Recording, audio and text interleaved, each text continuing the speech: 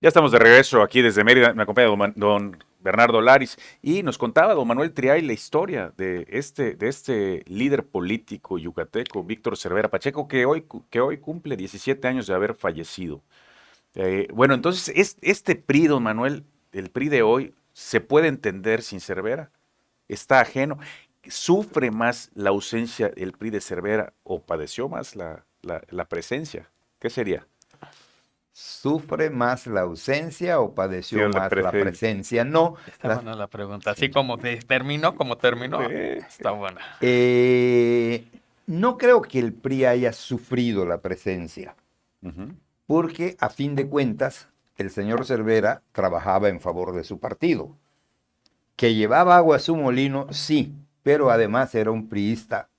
Voy a usar un término que tal vez sería para desmenuzar, pero como priista era un priista íntegro. Él luchaba por su partido de acuerdo con sus intereses, pero no era una veleta, ¿ok?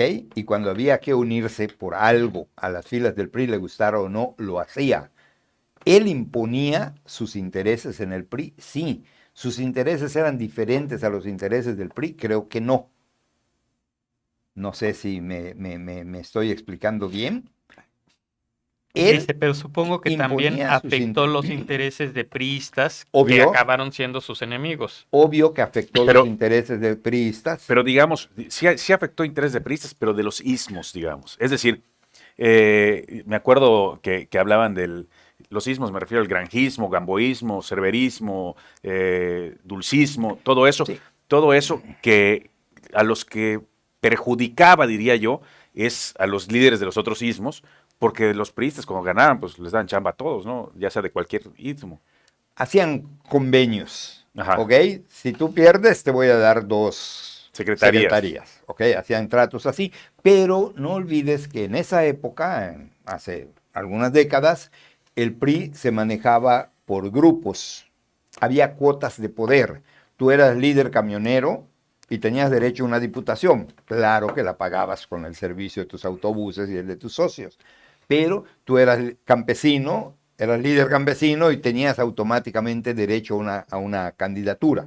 Sí. Vamos, las Bueno, candidaturas se incluso, traducían en diputaciones porque no había oye, oposición. incluso estabas hablando de candidaturas de los sectores que después fueron pilares de ese partido, que como la CNC, la Sí, CNOP y todo, así la es. CTM, Ah, todo. es correcto. Entonces, ¿qué pasaba? Cervera imponía, exigía, tal vez hasta arrebataba, no me atrevo a afirmarlo así, pero él tenía un plan perfectamente establecido, desarrollaba un trabajo durante los 365 días del año en busca de algo. Y no te olvides que para poder recibir tienes que dar. Si todo es venga para acá, tú fracasas, tienes que saber distribuir. Cervera era de componendas, era de tratos, y entonces la palabra la Valía. palabra valía más que la firma. Pero llegó a tirar a un gobernador. Ah, Llegó a tirar a dicen, varios. bueno, dicen, hablan A ver, ¿a De quiénes tiró? Alpuche No, no, Pinzón y hombre, de estoy Manzanilla, O sea, cuando menos. por lo Manzanilla. menos dos, Ya ¿sí? estaba a punto de ser Y la la gente de Yucatán. Manzanilla nunca se integró a su equipo de trabajo. Sí, no sé si porque no los aceptó o lo que sea. Cuando entra el señor gobernador Manzanilla Schaffer, la primera Que por cierto disposición fue maestro, o le decía maestro Cervera Manzanilla. Por la edad, me por la imagino. edad, la primera disposición de Manzanilla, según una persona que dice estuvo presente, yo no lo escuché, señores, a partir de este momento se va a un lado todo lo que dejó Cervera. Me acuerdo bien Se puede porque saber quién lo dijo. no sé si viva o no, pero Mm, fue jefe de prensa del señor. ok. Me acuerdo bien porque a los 2, 3 días tuve que irme hacia el poniente del estado, donde había un plan de sembradío de cítricos y demás que pintaba para hacer algo grande, y ese mismo día habían dado la orden de que se suspendía todo el apoyo del gobierno. O Entonces, sea, acabaron con una con obra una obra importante solo porque importante había sido Siendo del mismo partido, ojo. iniciada por Cervera. Se daba mucho entonces, ¿sí? Era más fácil que un priista echara por abajo una obra de otro priista que un panista echara por abajo una obra de un priista. Ujú. ¿Por qué se daba? No lo sé. Eran los grupos, las Celos. etnias, la muestra de poder. Aquí estoy, yo no llegué por ti, no te debo nada, vete al demonio. ¿Ok? Cervera era una persona que estructuraba, que trabajaba, que se sentaba a la mesa con grupos. Claro, él mandaba, él disponía, Oye, pero llegaba a acuerdos. Es decir, ellos son las cabezas de esos grupos son los que padecieron a Cervera, no el PRI. Las cabezas de esos Hoy grupos, ese PRI sí sufre que no esté Cervera. podría ser, ¿eh? Porque también, la situación política de los partidos ha cambiado en Pero el digamos, país. a Cervera no lo hubiesen grabado como ya sabes quién. Ajá, él grababa. A ver, ¿de qué estamos hablando? No lo sé. Por poco. No. Y esta no es el martes de Jaguar, ni nada. Bueno, sigue. Creo que fue un político diferente en su forma de conducirse en Yucatán. ¿Moderno para su época o, No diría yo O moderno para arcaico su para época. o arcaico época. para la nuestra? Claro.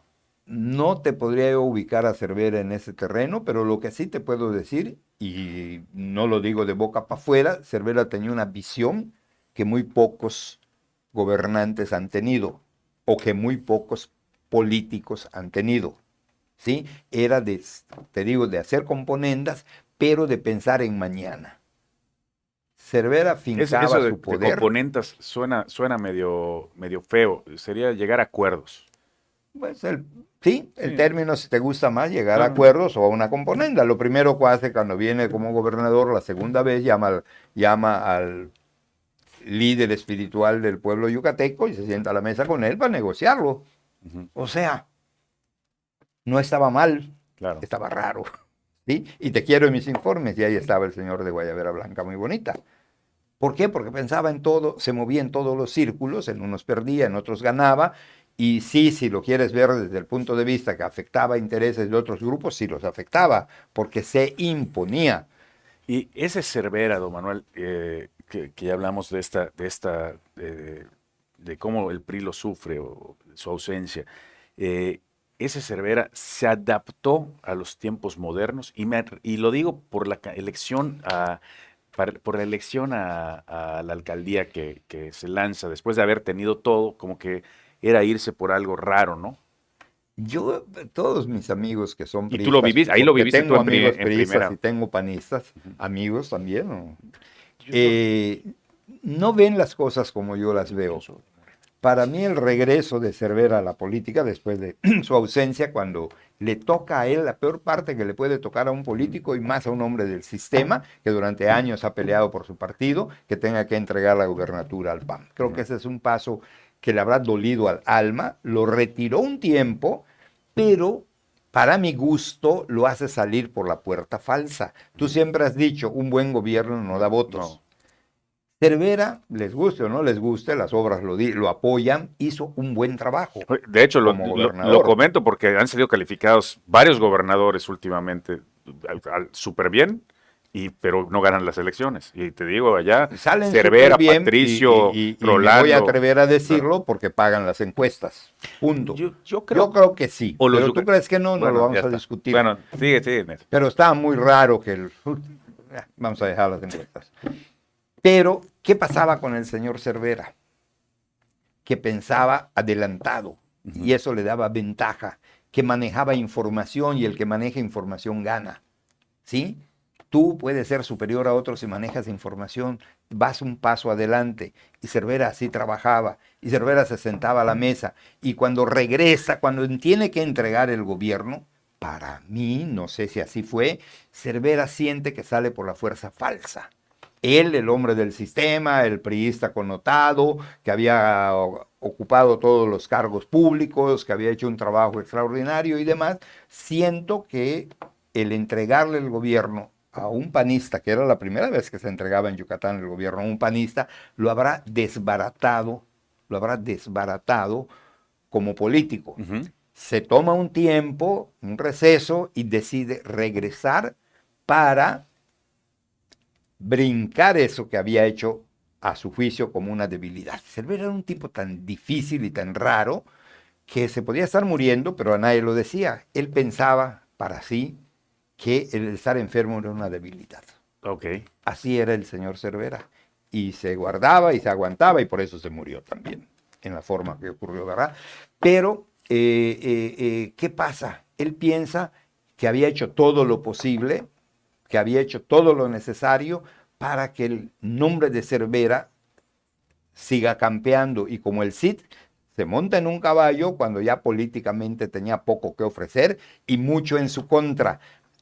No eran los panistas los que no querían a Cervera, eran los propios priistas los que no querían que regresara el cerverismo, porque como tú dices, había cerrado muchos atajos. No eran los priistas, ni era el priismo, eran los ismos que encabezaban algunos sectores del priismo, ¿no? Sí, eran esos.